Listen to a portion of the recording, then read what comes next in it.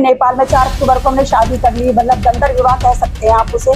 तो ठीक है, वो कहीं ना कहीं इस तरह के रिश्तों को मान्यता नहीं देते, लेकिन ये आज एक नज़ीर बन रही है या एक इतिहास बन रहा है। बहुत सारी स्टोरीज आई है जिसमें हत्याएं भी हुई हैं नेताओं के, इस तरह की स्टोरियाँ है। बहुत सारी स्टोरीज आई है जिसमें हत्याएं भी हुई हैं नेताओं के, इस तरह की स्टोरियाँ। लेकिन ये मैं इनका बड़प्पन है कि आज मतलब मेरे समक्ष और मेरे साथ बैठे हैं। और आज सोशल मीडिया अगर नहीं होती तो शायद विधायक जी मेरे पास ना होते। ये बहुत बड़ी बात है।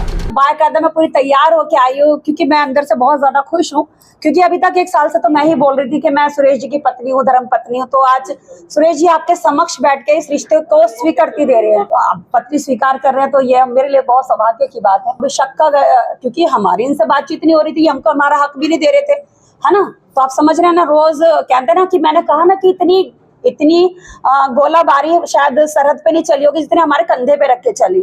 और अब मेरे साथ मेरे हस्बैंड रविदास आचार्य सुरेश राठौर जी बैठे हैं। मेरे हस्बैंड मेरे साथ एडीसी जोन की भी गए थे अभी मेरठ में। तो अभी एक कमेटी पूरी की पूरी इसके ऊपर टीम गठित हुई है जो इसका खुलासा करेगी।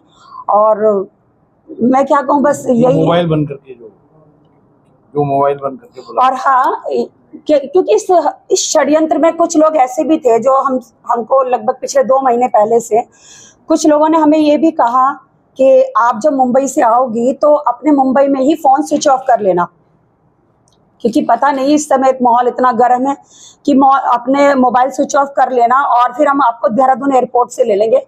और 376 के लिए भी मुझे उकसाया गया कि विधायक जी के ऊपर 376 का मुकदमा दर्ज करो।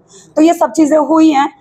किस तरह से हमें प्रलोभन दिया गया राज्य मंत्री बनने का, किस तरह से बड़े जो गणमान्य जो देश के हैं, जो मैं दलित समाज की बेटी हूँ, हमारे रविदास आचार्य जी दलित समाज का बहुत बड़ा स्तंभ है देश का, तो किस तरह से उन लोगों ने हमें गुमराह किया है। तो बस यही है कि वो थोड़ा सा मैं भी गुमराह थी, और वो कहते ना डिवाइड एंड रूल, कुछ इनको भड़का रहे थे, कुछ मुझे भड़का रहे थे। तो अभी जब मेरे ऊपर इतनी विपत्ति आई है, इतनी वो आई है कि अभी मैं संकट की घड़ी आई है, तो ये मेरे लिए सौभाग्य की बात है कि मेरे पति आज मेरे साथ खड़े हैं। ये मेरे लिए सबसे बड़े सौभाग्य की बात है।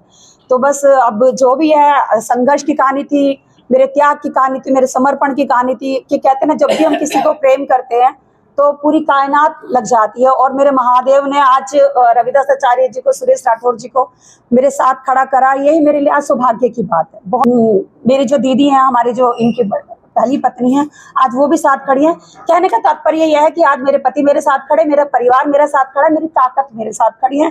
किस तरह से मेरी पिछली शादी डिस्ट्रॉय हो गई थी, मैं इनके पास गई, किस तरह से हमारा अट्रैक्शन हुआ, किस तरह से हम एक दूसरे के साथ बंधे, और फिर हमने नेपाल में 4 अक्टूबर को हमने शादी कर ली, मतलब गंधर्व विवाह कह सकते हैं आप उसे। तो ठीक है, वो कहीं ना